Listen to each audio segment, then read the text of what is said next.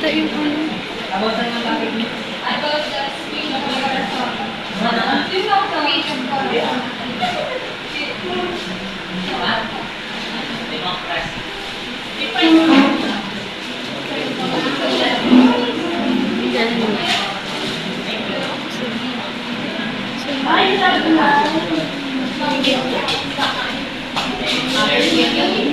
People power.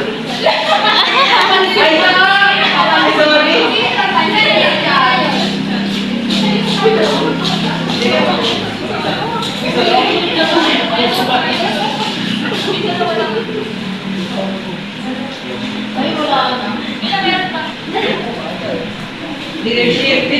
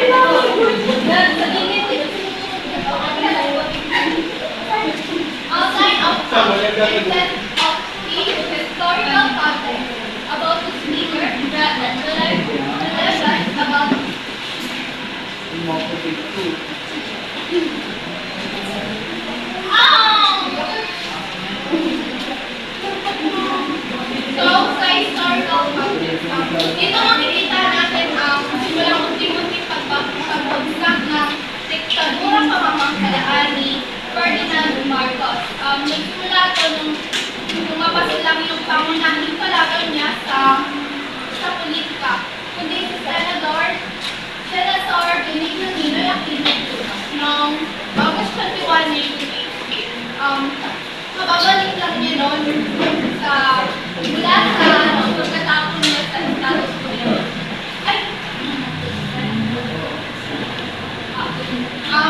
Ang nangyari noon is pagkababa niya ng aeroplano, binaril siya sa ulo, kaya siya namatay. Bilang pagkilala, pinangalan sa kanya yung airport. Alam niyo ba kung ano yung tawag dun sa airport na yun?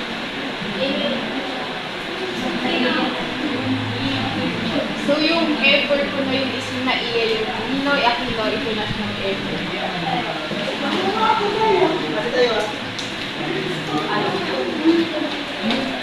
So, sa pagkamatay ni Ninoy Aquino, maraming Pilipino ang tagal. Paano sa kayo? Dito na nagsimula ang malalaking kilos protesta sa kalsada ng Maynila, pati na rin sa Abuja. Kung saan pinilit nila na bumaba sa pwestong full board of education. Habang lumalala ang korupsyon at lumabagsak ang ekonomiya, lahat ay kumakalat din ng balita na may sakit si Marcos.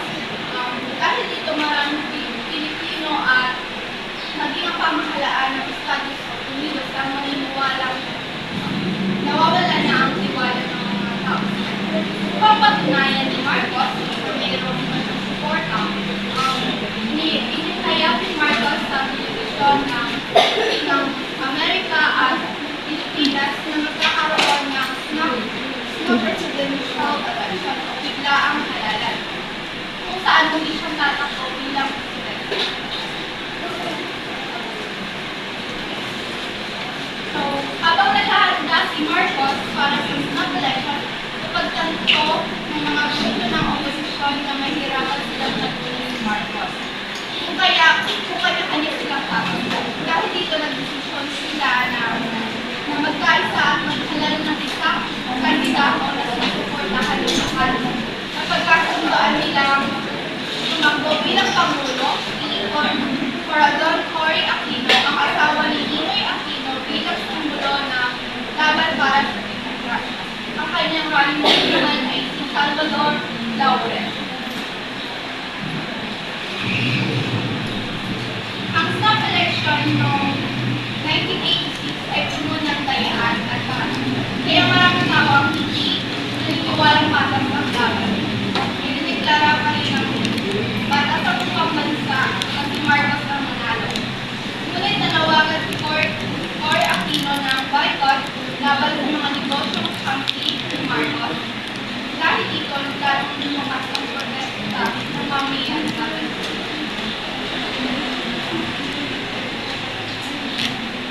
So, on February 22, Marcos President 1.20 and armed possible between Vice Staff General President Ramos announced their defection from the Marcos government. This led to what is now known in our history as the 4-day People Power Revolution, where civilians raised tanks and soldiers to protect the soldiers and officers who defied the Marcos eventually was flown to Hawaii where he lived in exile and Aquino was urged to office as president of the country. So, noong February 22 po, noong 1986, si Juan Jose Enrile and si President Ramos po, umalas sila sa Nagoya na pamamahala ni Marcos. Then, supportan po sila ng mga mamamayang Pilipino by lumabas po sila sa lansangan. Then, dito po nangyari yung People Power Revolution. Na 4 days, nakasila sila nagsala. Then, yung mga Pilipino po is lumabas po na walang kahit anong dalang armas. Nakapunta yung mga soldiers na hindi mga tanke.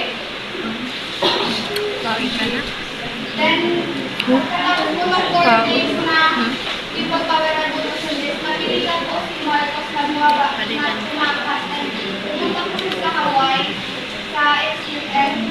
Doon po siya natirahan. Then, si makaalis po ni Marcos is si para sa Aquino naman po is nanumpa po siya bilang kaunahan na president ng babae.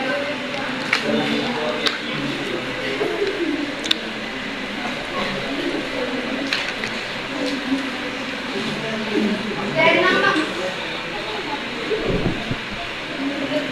nung naupo po si Aquino is marami po siyang pinaharap na pagsubok. Then,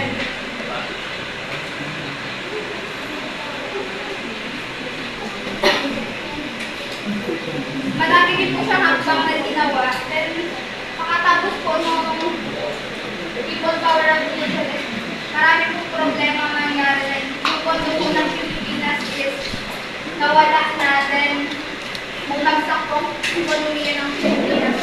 Pero po si Corazon Aquino hindi siya sumuko. Gumawa po siya ng paraan. Pumunta po siya sa US para makipag-usap sa pamahalaan ng US na yung mga business man po doon, pwede po silang mamuhunan sa Pilipinas. By that po is malaking ambag po siya sa ekonomiya ng Pilipinas.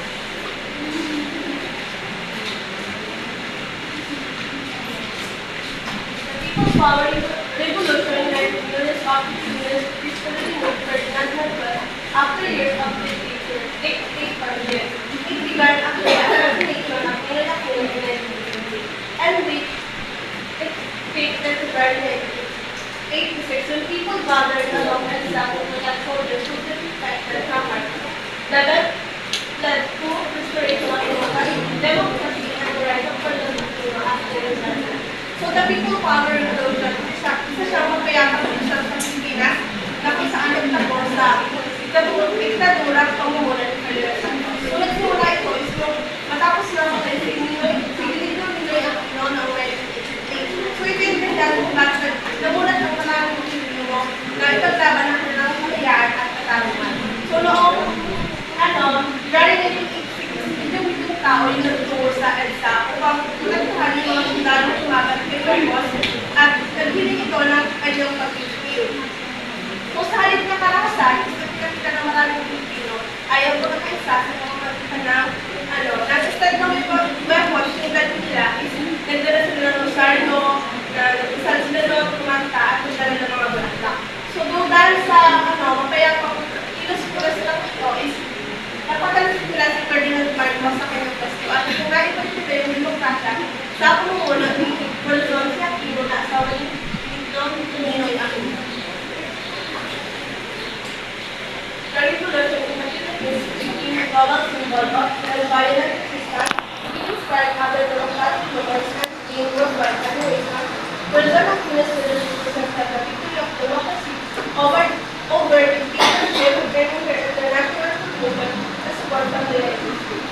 So, ang revolution o mas nila bilang people power revolution is sumikat siya sa buong mundo dahil pinakita na posible ang pagbabago ng walang lakas. So, nagkaisa ang mga Pilipino sa mapayapang paraan ng pagpaglaban ng kanilang kalayaan at nag-expression ko ng ibang bansa kung labanan dito mapapaglusong pamahalaan. Yung zone na naging pangulo matapos ang revolusyon is tapos ang revolusyon ay naging solusyon ng tagumpay ng demokrasya at dahil sa kanyang pangulo ay hindi lang mga Pilipino yung ganhanga at nag-respeto sa kanya, kundi yung ating bansa. Ako na nga naging na yung United States na tumuport sa kanyang pamahalaan at sa na maibalik ang demokrasya sa bansa. On September 18, 1986, Puebla Aquino delivered a speech before the U.S. Congress, where she shared the story of the Filipino people's peaceful revolution. She thanked the American people for their support and acted for help in building the nation's economy. The speech received transformations and strengthened ties between the Philippines and the United States. So, noong September 18, 1986, nagbigay ng pagkasisayan ng policy Pangulong Quezon Aquino sa harap ng United States Congress. So, doon sa talumpati niya, binahagi niya yung mapayapang pagkibakan ng mga Pilipino para sa kalayaan sa pamilitan ng people power revolution. And nagpasalamat din siya sa mga mamayang Amerikano na sumuporta sa kanya at humiling din siya ng tulong dito sa United States para maibangan mo yung ating ekonomiya. And then, sabi nga dito is, dahil sa talumpati niya is yun, na yung mga United sa mga tagapakinig is yun, umanga din sa kanyang talumpati at nakatagin siya ng respect. And yung kanyang dahil sa talumpati niya is nag-build yun ng ugnayan sa Pilipinas at sa United States. President Aquinas U.S. Congress emphasized unity and democracy as the guiding principle of fair administration. She compared the Filipino struggle for freedom to Americans' own fight for independence and their values. Between the two nations, the message shows the world that Filipinos could be the people of the world. So, dun sa yung talumpati ni President Aquino sa harap ng United States Congress is, dun sa talumpati niya is, yung sabi niya, yung kanyang pamahalaan is pangunahan ng pagkakaisa, kapayapaan at demokrasya. And then, pinaalala din niyo yung pagpunta ng mga Pilipino para sa kalayaan ay katulad din daw ng laban ng mga Amerikano para sa kanilang kasalunan. So, doon sa Philippines, nakita na parang hindi ko nagpapakalaga sa kanilang kalayaan at katarungan. Dahil sa paghahambing ni President Aquino doon, doon sa dalawang ito, lalong yung pag-ibig at ugnayan ng United States ay maging maganda at yung maganda, saka yung pagbigay siya ng inspiration sa buong mundo na masasabi sa kalayaan at pagbabago ay makakamit natin sa mapayapang paraan at hindi sa pamagitan ng kakasan.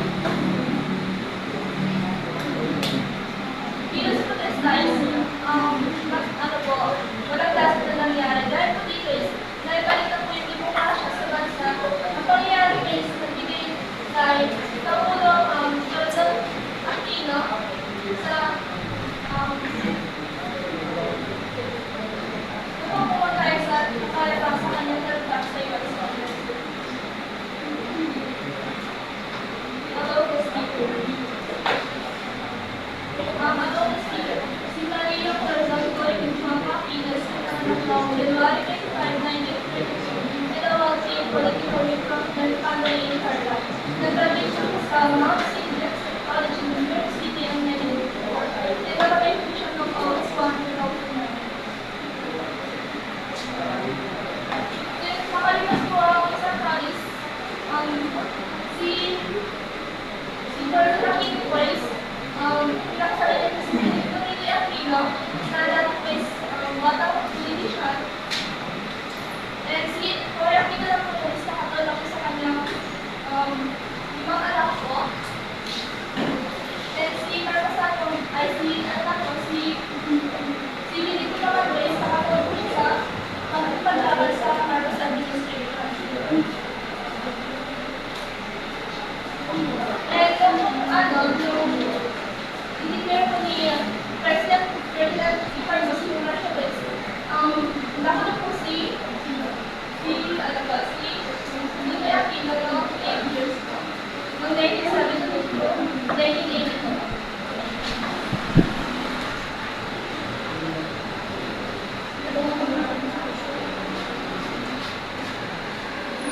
Nagawas na po si Ninoy Aquino noong 1983.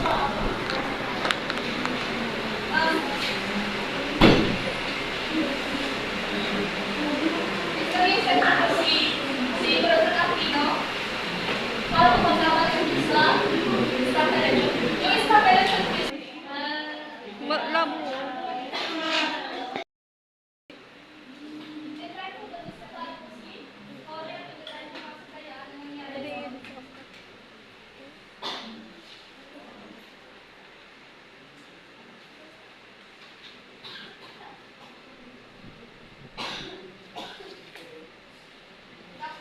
The Core administration became known of its restoration of Philippine democracy. A new constitution was written and the Congress was soon elected. But the erobia of the newly restored freedom did not pass as the Aquino administration failed to enforce social economic reforms and problems of peace order, especially the communist insurgency, continued, and it was not long before the government was also dealing with rising elements in the military and then several attempts to stop.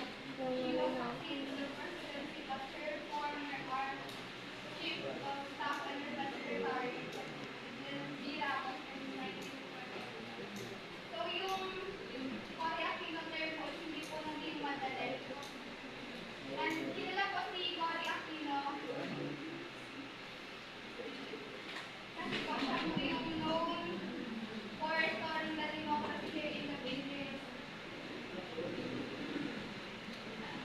Si Cory Aquino po is maraming problems na hinaharap. Especially po yung mga komunista and yung mga military club na nag-a-access laban sa government. Para po hindi po siya naghanap po siya ng way para masolusyonan po yung mga problema yun.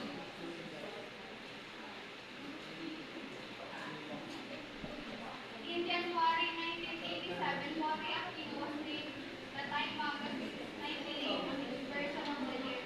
She returned to the limelight in 2001 supporting the impeachment of President Joseph Estrada in what later became known as EDSA in 2006. She was listed in the Time Magazine's issue called 60 Years of Asian Hero. Her leadership style was characterized by moral integrity and faith. She was also called the mother of the Philippine democracy. Her example inspired the movement leaders in the world. So, si Cory Aquino po ay sinilatan ng Time Magazine noong 1980 as Person of the Year and naging kilala din po siya noong 2001 because po pinuportahan niya po yung impeachment laban kay President Joseph Estrada. Then, noong 2006 naman po is nalista na po siya sa Time Magazine issue which is called 60 Years of Asian Heroes. Then, yung style of leadership niya po is sinala bilang simplicity, moral, and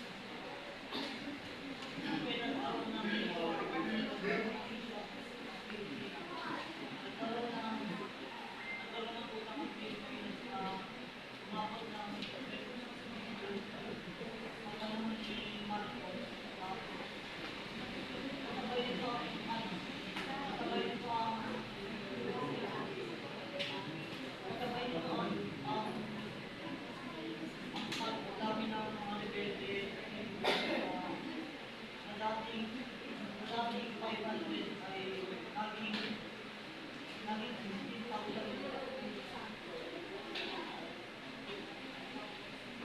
Naging sobrang po ay nagpagkano ng Pwede Aquino para kumbinsi ng kumbinsi ng US na may boto ang may boto ang pagdating ng 200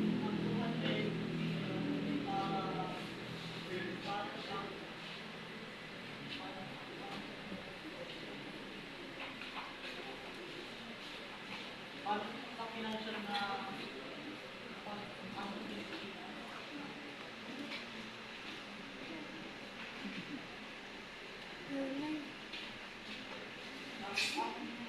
ang intention ng para para para makalaya ang Pilipinas.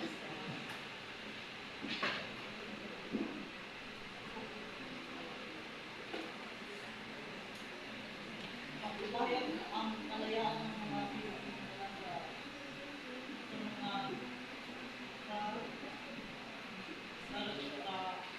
sa may Marcos. Dahil nagsimula ng bagong sila para sa Pilipinas bagong pamahalaan. At humingi ng financial na sa Amerika sa mga hindi na nalagay ng bansa.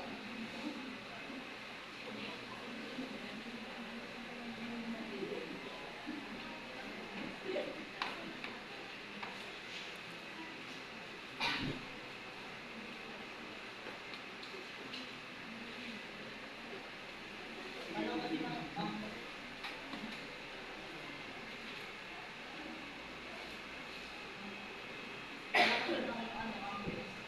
malaking pa ang relasyon ng Pilipinas sa Amerika. Ibalik ang tiwala at confiance ng mga province ng mga tao sa kahit sa unawa natin. Makita ang ideya ng mga siya at pangutang may kalidad na natin ang bansa.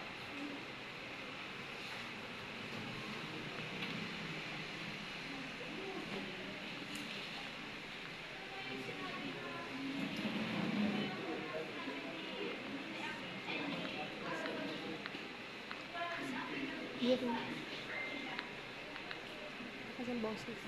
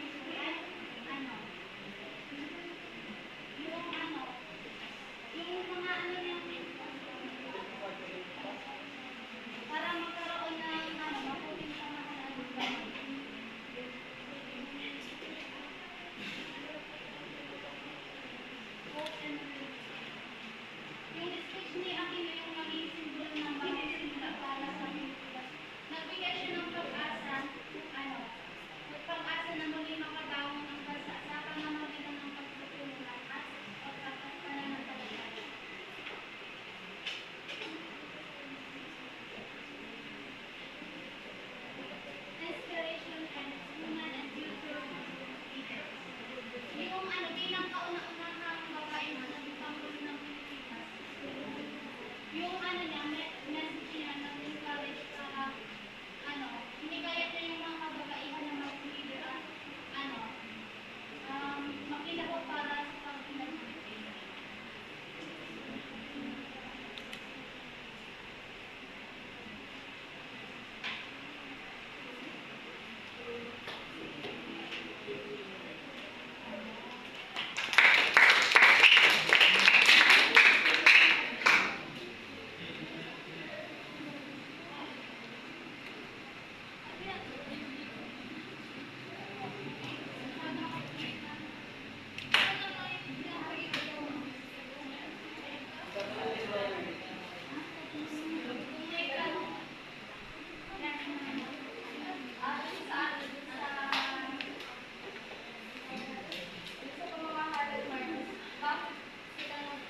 Bakit nagkautang ng Pilipinas? Ano yung mga factors na sa reason kung bakit nagkautang ng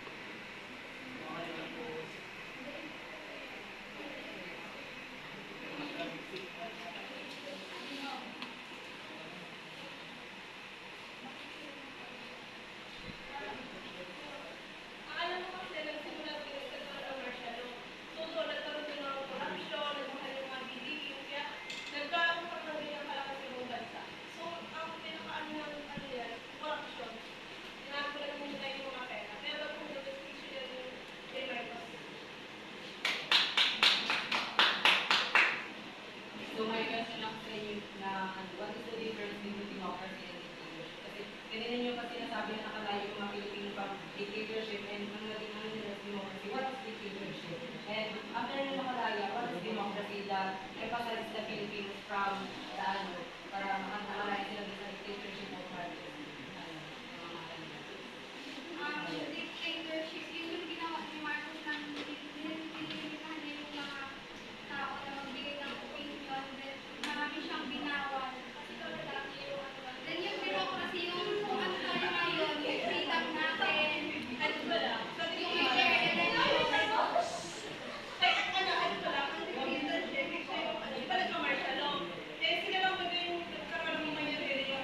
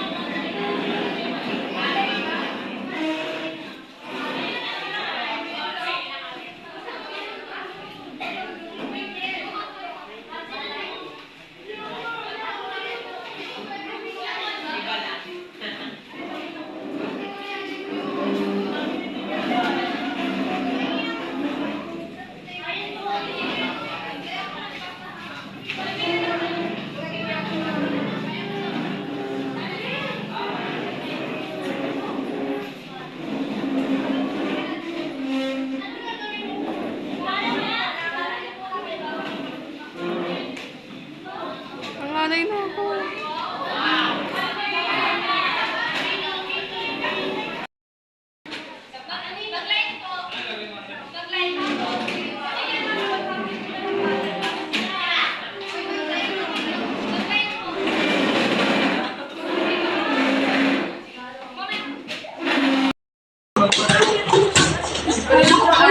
Sige.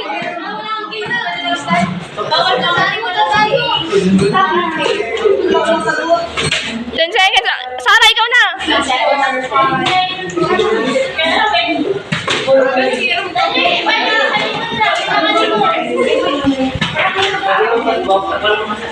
Rosa May, i-video mo daw to. Dito, bibidyo sa gilid. Diyan sa gilid. Diyan sa gilid. Yes, sir. Yes, sir. Let's go. Yo.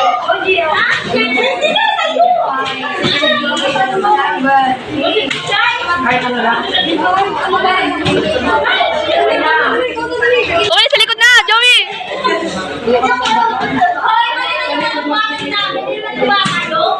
Ayun na, may isa!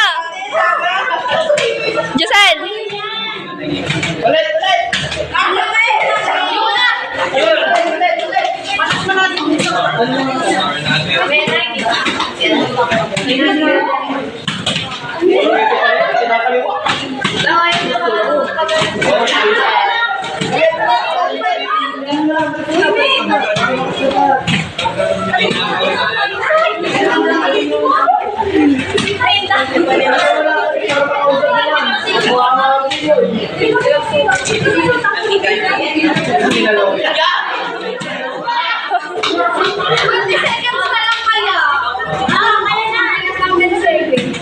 Save lang. Wala, binibidyoan.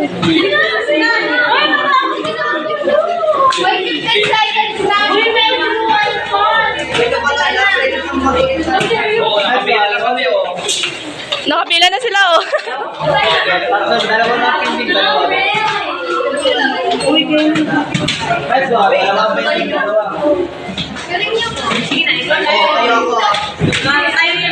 Hindi nakapila na dito, oh.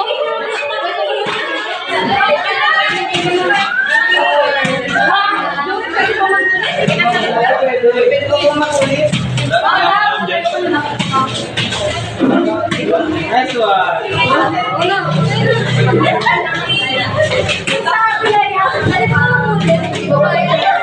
Oo, pwede mag-ulit.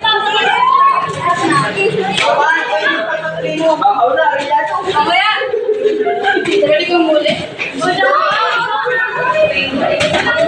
Uy, pagpatuloy mo yun na.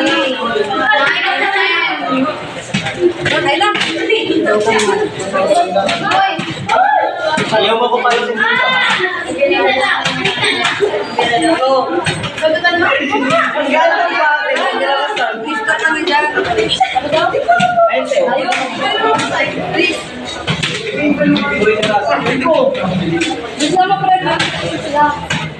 Go, Joey!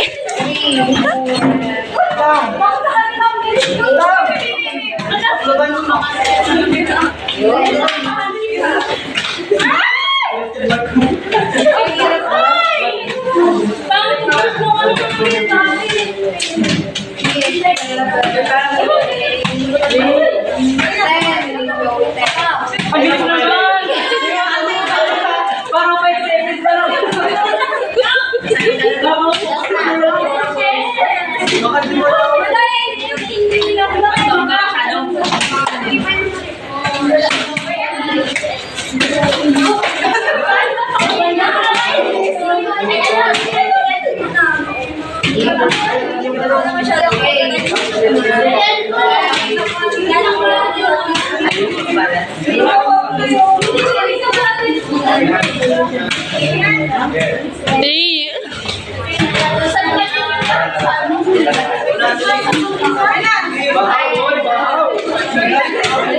Pila na, oh, pila na. Pila na dito. Gagawin pa tayo.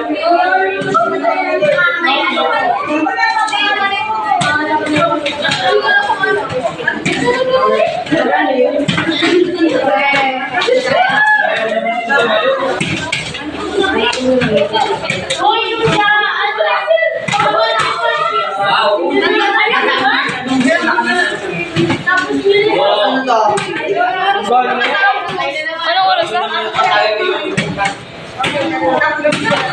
Ano, wag na yung ano?